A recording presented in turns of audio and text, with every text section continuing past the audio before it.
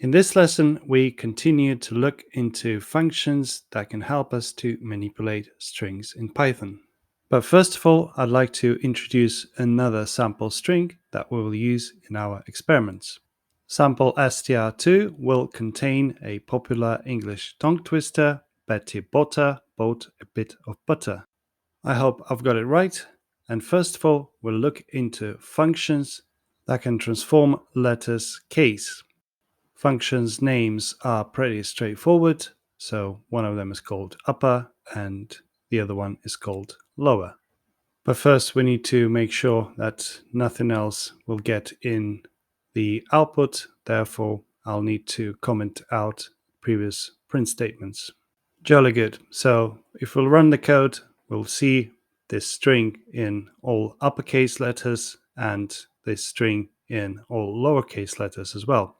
So this is the result of these functions, pretty straightforward, and we can move on to the next one.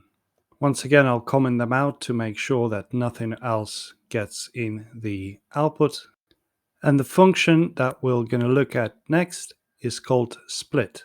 And what it allows us to do is to, say, split the string on a particular character. For example, we can split it on the space character. So if we'll pass as an argument to this split function the character we want to split our long string on, for example, if we'll give it a space, then it will break the long string up into smaller ones, something that we know as words. And in the console, you may spot an array of individual strings, aka words, that used to form our long sentence, aka string. And the opposite of the split function is the function called join. We can pass a, say, list of strings or a sequence of strings to this join function and specify the string or character between them. So this is something that they're going to be joined with, and it will do the magic. So here is the example, and we pass our split res, so the result of our split function, into the join function, and we also specify comma and space as the character in between them. And as you can see now, they are separated with a comma and a space, but now it is a single string.